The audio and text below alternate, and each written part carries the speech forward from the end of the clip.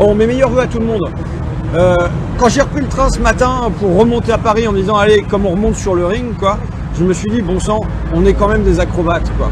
Commencer son année là, en allant installer une table sous la pluie, enfin pour l'instant ça tient, devant, en pleine rue, sur un bout de trottoir, devant où 56 rue La Boétie, qui est le siège de Sanofi.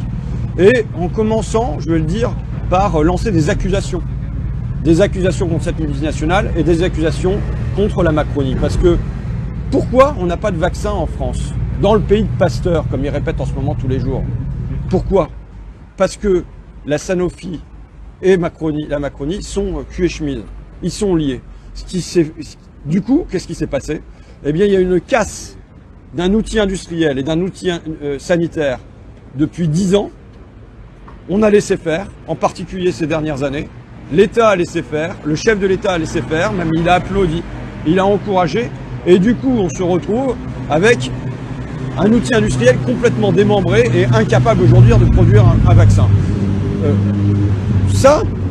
Cette intuition-là, je l'ai eue, moi, le 16 juin 2020. Qu'est-ce qui se passe le 16 juin 2020? Je vois à la télé un reportage et je vois Emmanuel Macron s'avancer, là il pose en photo, mais s'avancer vers un gars au crâne un peu dégarni et malgré le masque, je reconnais Serge Weinberg.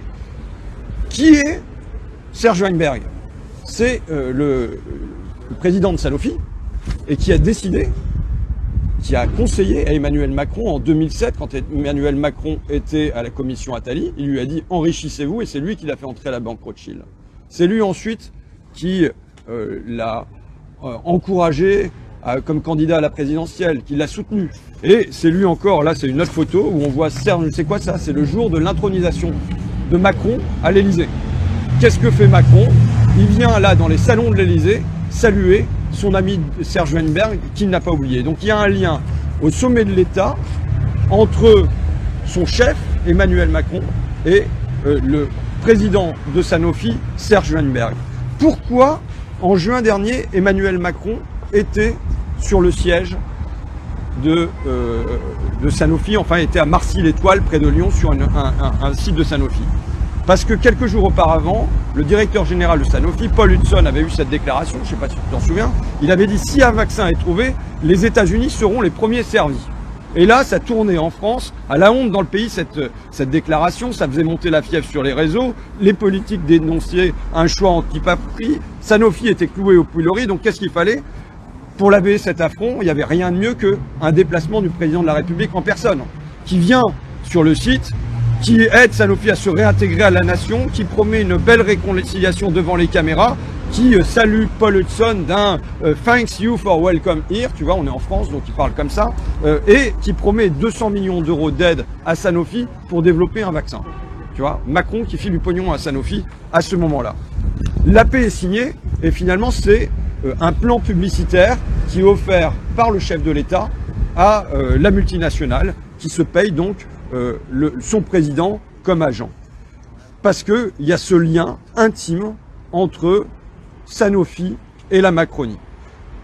Ça, c'est un choix qui dure maintenant depuis 3 ans et qui fait que dans un certain nombre de cas, Emmanuel Macron a toujours servi Sanofi avant les Français et parfois au détriment des Français. Je vais prendre des cas qu'on connaît mais dont on va se souvenir. Premier cas, la Dépakine. Qu'est-ce qui se passe? Sanofi savait en gros depuis le milieu des années 80 et que la Dépakine, qui est donc conseillée aux femmes qui souffrent de l'épilepsie, enfin tout le monde qui souffre de l'épilepsie, mais qu'elle prenait y compris quand elles étaient enceintes et qui, d'après l'assurance maladie, a produit entre 16 000 et 30 000 cas d'enfants qui souffrent d'autisme, d'un certain nombre de troubles, de handicap très lourds et pour toute la vie. Sanofi savait, c'est le premier scandale. Le deuxième scandale, c'est que Sanofi refuse de payer. Il y a un fonds d'indemnisation qui est mis en place par l'État, c'est-à-dire que toi, moi, tout le monde là, parce qu'il y a des personnes qui sont venues nous rejoindre, on paye pour indemniser, pour aider ces personnes qui souffrent de handicap à cause de la Dépakine. Mais Sanofi refuse de payer. Même quand Sanofi est condamné, dans le cas de Camille, à verser 3 millions d'euros, Sanofi se pourvoit en appel. Quand Sanofi est condamné à nouveau en appel à verser 3 millions d'euros, Sanofi se pourvoit en cassation. Bon, donc voilà, on a là un scandale. Mais le scandale, comme des poupées russes, dans le scandale, c'est que ces psychopathes du profit ne sont pas punis par la Macronie, ils en sont récompensés.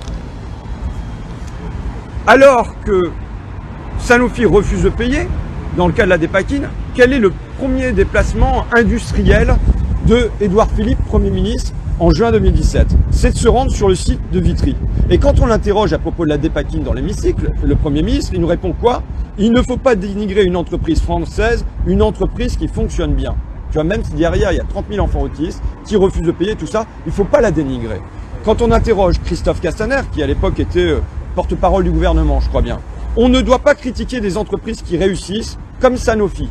Quand on interroge Agnès Buzyn, qui était ministre de la Santé, faire payer Sanofi, ça n'est pas l'urgence. Voilà, la complicité dans le dossier de la Dépakine. Alors, ça se conclut, ça, pour moi, par un truc qui est quasiment tragique. Je suis en train de fêter mes vœux, donc il y a 1 an, à Abbeville, avec Sabine, qui est l'une de nos militantes à Abbeville, qui a le visage rougi parce que elle est en colère.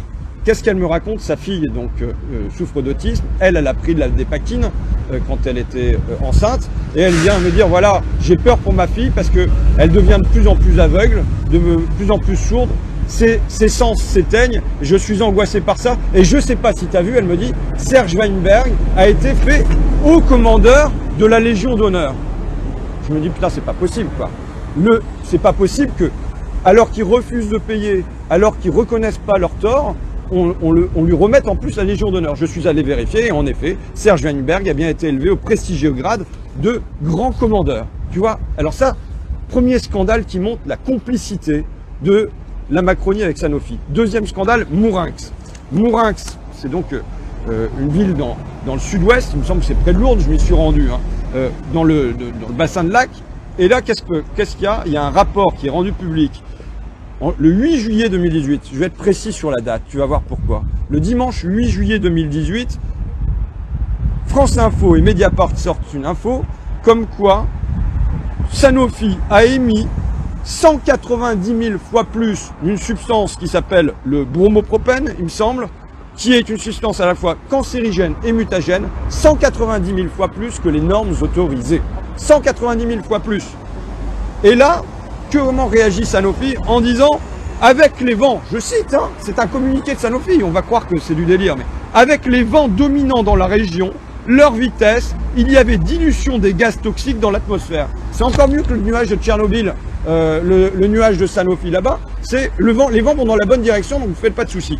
On s'est rendu sur place et je retiens surtout, moi, de notre déplacement à Mourinx, le témoignage de Marie-Hélène Basque, qui est médecin sur place et qui nous disait « Je vois des familles dont tous les enfants sont autistes. Une explosion des cas de cancer rares chez des gens jeunes, sportifs, qui ne font pas partie des populations à risque. Une explosion des cas de démence et de maladies d'Alzheimer.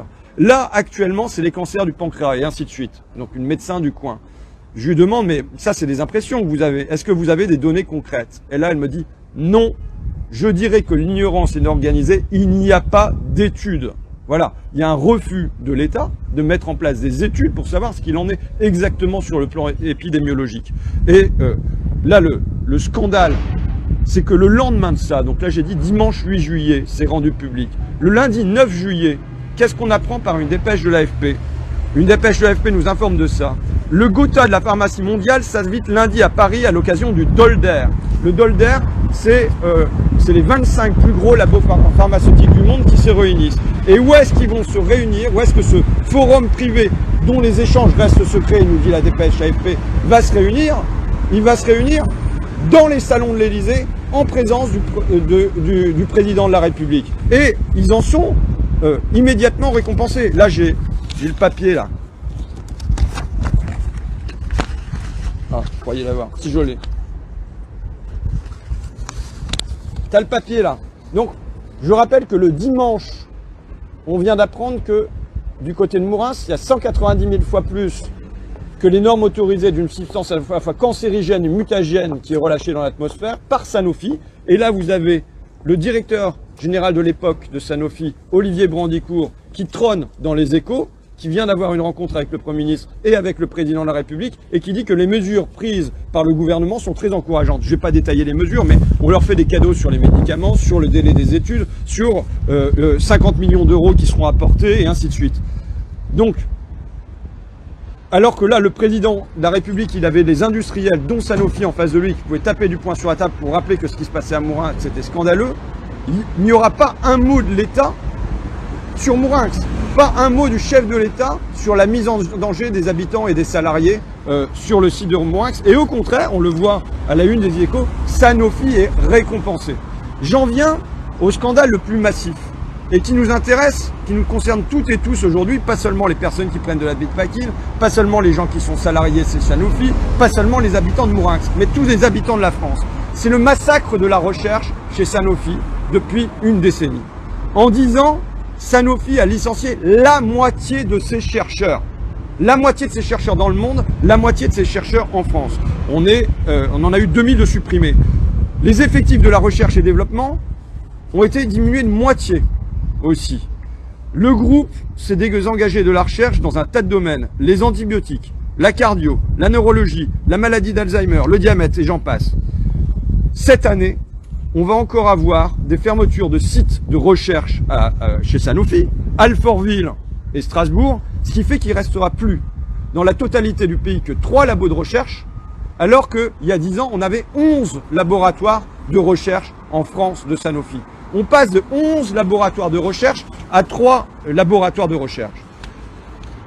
Et y compris, ça m'avait scandalisé déjà, mais à Montpellier, une unité de recherche et production chimique d'un investissement de 105 millions d'euros. Ils ont construit un bâtiment flambant neuf et ils l'ont détruit avant même que ça ne produise quelque chose. On est là dans une casse. Pire que d'un outil industriel, c'est la casse d'un outil sanitaire. Est-ce que c'est parce que l'entreprise se porte mal? Pas du tout. Sanofi est sur le podium tous les ans des entreprises qui versent le plus de dividendes aux actionnaires. Depuis 26 ans, avec constance, les dividendes versés aux actionnaires augmentent. On était à 3,6 milliards en 2016, mais il faut savoir qu'à ces 3,6 milliards, il faut ajouter 3 milliards de rachat d'actions, de destruction de capital. Donc on est à 6,6 milliards en gros pour les actionnaires, ce qui représente, je chiffre toujours ça comme ça, une centaine d'années de ce qu'on récolte pour le Téléthon. On file aux actionnaires chaque année 100 fois plus chez Sanofi que ce qu'on récupère en menant une opération nationale contre le Téléthon. C'est dire le détournement massif d'argent, de moyens qu'on pourrait avoir pour faire de la recherche sur les médicaments, sur les maladies orphelines, sur le diabète, sur l'épilepsie, sur l'autisme, sur un tas de maladies qu'on pourrait avoir et qu'on n'utilise pas cette fois-là, mais qu'on consacre simplement aux actionnaires en détruisant les salariés. Et encore cette année, dans une espèce de tradition constante, en pleine pandémie, au mois de juin, en avril, ils annoncent qu'ils vont avoir 4 milliards d'euros de dividendes, donc ça bat les records, et au mois de juin, 2 mois après, en pleine pandémie, ils annoncent qu'il y aura 1700 suppressions de postes chez Sanofi, dont 1000, me semble-t-il, en France. Mais le pire, ou le plus drôle, c'est que cette destruction d'emplois, elle se produit avec notre argent, avec l'argent des impôts, avec l'argent de l'État, qui, par le biais du crédit impôt compétitivité emploi, mais encore davantage par le crédit impôt recherche, donne de l'argent à Sanofi, même si on casse la recherche et même si on casse l'emploi. Ça se chiffrerait à 1 milliard d'euros pour le seul crédit impôt recherche ces 10 dernières années. On avait eu une interview d'Élise Lucet, qui avait été allée quand Macron était encore ministre du budget, enfin de l'économie. Elle était allée le rencontrer à Bercy et elle lui avait dit « Mais alors, vous versez des crédits impôt recherche à Sanofi alors qu'ils détruisent de la recherche. » Alors ça, franchement, c'est assez incompréhensible, elle lui disait. Mais lui, comme ministre, ça ne le choquait pas. Il disait « Sans ce crédit d'impôt recherche, Sanofi aurait sans doute mis ses quartiers généraux hors de France. » C'était prouvé déjà par un rapport du Sénat que c'était faux. Mais Élise Lucet insistait. Pourquoi ne pas dire « L'État vous donne de l'argent sous forme de crédit impôt recherche, ne supprimez pas d'emplois dans la recherche. » Tu vois, une espèce de bon sens un peu médiocre, tu vois, comme ça, commun. Mais tu dis, mais non, le chef de l'État, lui, il n'en démordait pas. Heureusement qu'on veut des centaines de millions à Sanofi. Sinon, ils partiraient ailleurs. Il y a des fois où Bercy est beaucoup plus près de ses sous. Mais là, on donne donc de l'argent. Et là, on peut se demander pour qui travaille Emmanuel Macron. Est-ce qu'il travaille pour l'intérêt public des Français ou est-ce qu'il travaille pour une firme privée, Sanofi? Est-ce qu'il sert les Français ou l'intérêt du PDG Serge Weinberg? Depuis que je suis député, tous les ans, j'ai demandé une mise à plat du crédit impôt recherche. Tous les ans, je me heurte, même circuler, il n'y a rien à voir. Tous les ans, les ministres refusent cette évaluation, ce contrôle, alors qu'on parle quand même de 6 milliards d'euros par an. Dès lors, quand on a dit tout ça, l'échec de Sanofi sur le vaccin, c'est pas mystérieux, c'est logique.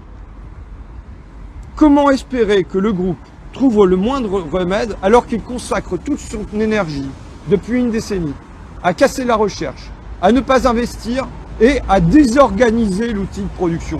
Comment tu veux, c'est pas en improvisant, en filant comme ça 200 millions d'euros et en improvisant quelque chose sur le vaccin que tu reconstruis un outil de production que pendant une décennie tu as complètement désorganisé. Donc, et ça se fait avec, je le dis, la complicité de l'État et du chef de l'État. Cet échec de Sanofi, c'est un échec de la Macronie, de ses amis. Tu sais, alors, je vois Macron qui se répand contre l'obscurantisme, le complotisme, les anti-vaccins qui sont dénoncés par l'Élysée. Mais c'est pas la cause de la nullité de la France en la matière. La cause de la nullité de la France, c'est la défaite de la recherche qui là nous fait perdre des semaines, sans doute des mois, peut-être une année, et qui est entièrement due à nos dirigeants politiques. Et quand je vois qu'ils viennent se masquer à leur fusion, à leur confusion avec les intérêts privés, tu vois. Et alors, j'ai raconté ça, je peux encore donner des tas d'exemples de cette fusion entre la Macronie et Sanofi. Pendant qu'ils détruisent tout ça, je l'ai dit, on passe de 11 centres de recherche en France à 3. Pendant toutes ces années, qu'est-ce qui se passe ici, sous régime macroniste? On a, par exemple, en 2018, Sanofi qui inaugure un truc, une exposition au Grand Palais, qui s'appelle l'usine extraordinaire.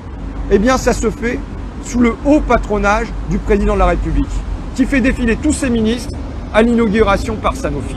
Alors que Sanofi est en train de casser, non pas de construire des usines extraordinaires, mais de les casser. En février 2019, on a la ministre de la Santé qui va à la fondation Sanofi, mais qui fait de l'aide aux personnes en difficulté, tout ça, mais sans jamais faire remarquer que peut-être la première chose à faire pour Sanofi, plutôt que de lancer une fondation et de donner dans le caritatif, c'est d'indemniser ses victimes, tu vois. À aucun moment ça n'est pensé comme ça. Mieux, en plein confinement, alors que Sanofi, je l'ai dit, supprime encore 1700 postes, alors que la France manque d'hypnotiques, de sédatifs. Ça veut dire que concrètement, il faut dire les choses comme elles sont, il y a des gens qui sont en train de crever, et de crever sans des antidouleurs, de crever dans la souffrance. On interroge Agnès Pannier-Runacher, ministre de l'Industrie, en lui disant « Est-ce qu'on est en train de rapatrier des chaînes de production en France? Est-ce qu'on augmente la production ?» Et là, elle me répond quoi? « On peut faire confiance à Sanofi. » Moi, je fais confiance à Sanofi pour faire du profit. Mais je ne fais pas du tout confiance à Sanofi pour avoir des hypnotiques ou en l'occurrence aujourd'hui pour développer un vaccin.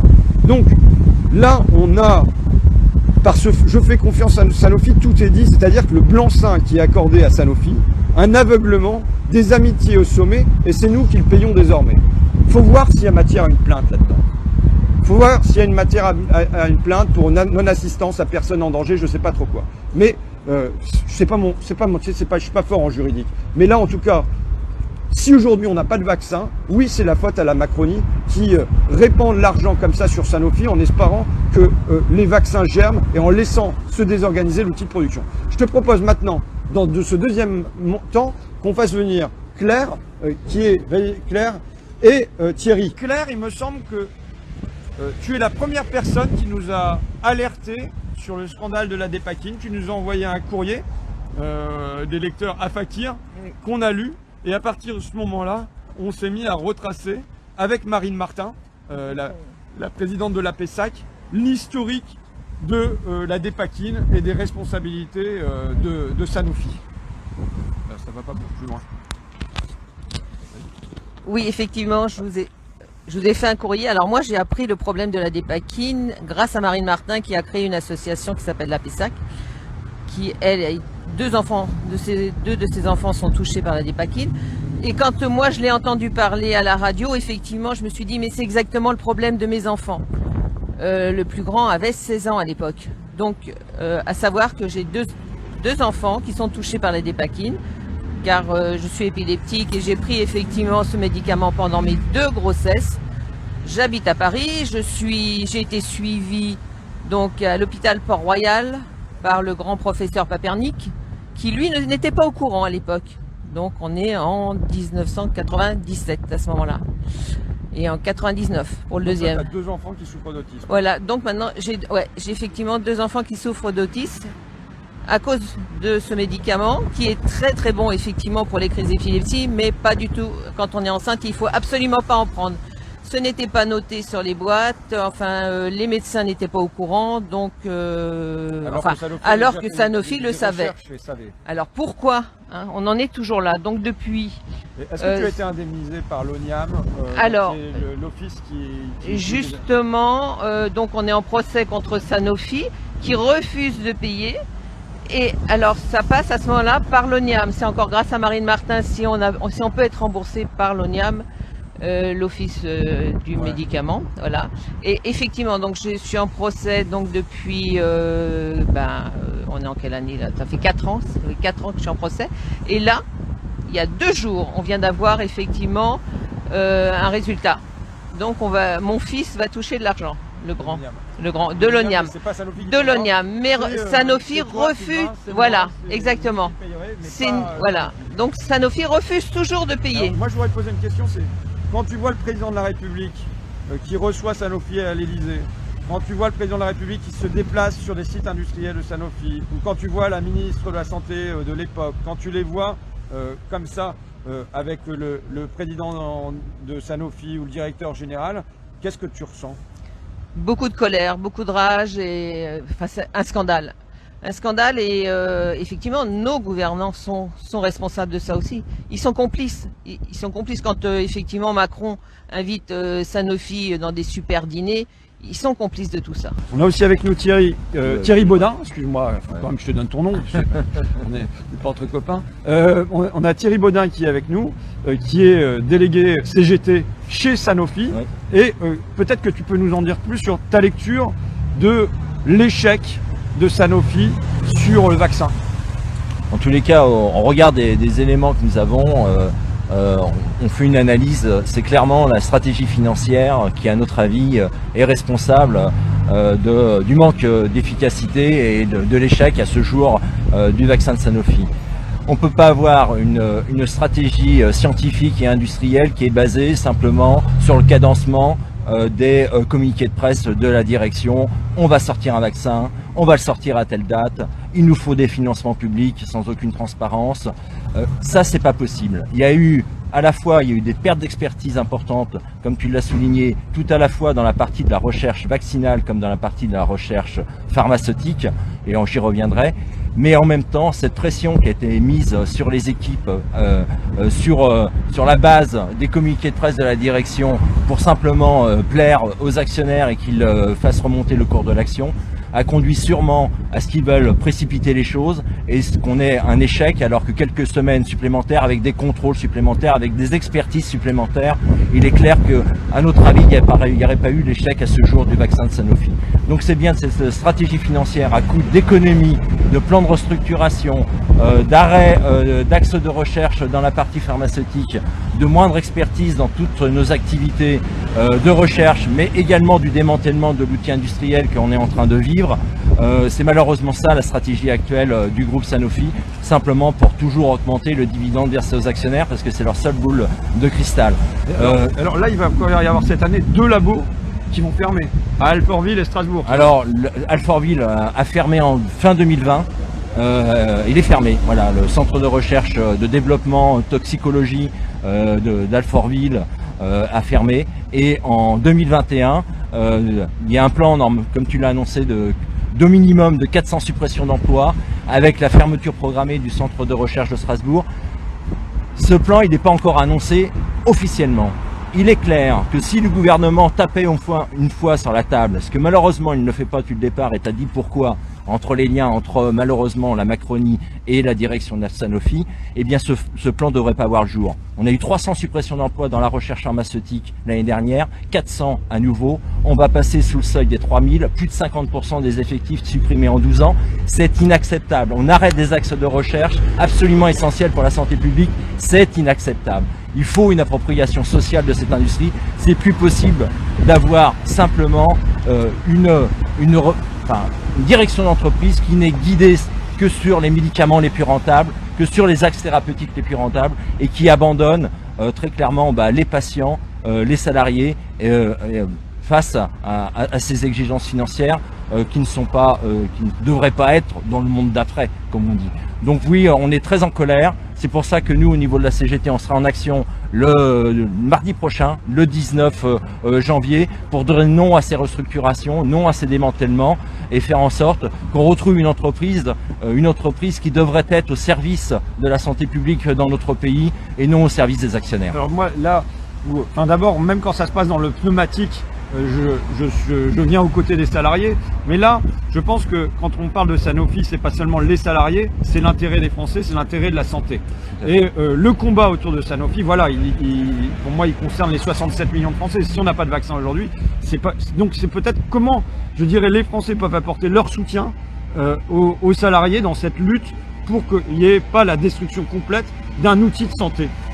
C'est pas qu'aux salariés, il faut que les populations, d'une manière ou d'une autre, on a dit qu'il fallait un monde d'après et que ce monde d'après, il ne soit pas dicté par la finance. Eh bien, il faut s'en mêler. La santé, ça concerne tout le monde, comme l'eau, comme l'électricité et ainsi de suite. Ça devrait être sous la forme d'une appropriation sociale, ça ne devrait pas être guidé simplement par les cours de bourse. Donc il faut exiger que ça prenne, quel que soit le nom que ça prenne, mais en tous les cas, que ça soit un pôle public, que ça soit l'appropriation sociale, mais il faut faire en sorte que les populations, le corps médical, évidemment les salariés, tous ceux qui ont un intérêt à la défense d'une santé publique dans notre pays et de répondre aux besoins de santé, eh bien il faut qu'ils s'en mêlent et fassent en sorte d'exiger eh bien que ça ne soit plus simplement dans les mains de BlackRock et autres actionnaires de Sanofi. Alors, ok, bon, je vais dire un dernier truc que je l'ai déjà dit, mais tant pis si je suis poursuivi pour ça. Mais pour moi, s'il y avait une justice dans ce pays, Weinberg, Hudson, Brandicourt et tout ça, on devrait leur enlever les bretelles, leur enlever la ceinture, les foutre en garde à vue. Très profondément, je crois qu'ils ont des responsabilités à l'égard de Claire, de sa famille et tout ça. Et qu'aujourd'hui, s'il y avait une justice dans ce pays, il devrait y avoir une perquisition pour avoir toutes les enquêtes, les études qui ont été effectuées dans les années 80 et tout ça, qu'elles soient mises sur la table et qu'il y ait des poursuites judiciaires à l'égard des dirigeants de Sanofi. Et voilà, bon. Allez, on arrête là, ça fait un début d'année en douceur. Un peu humide.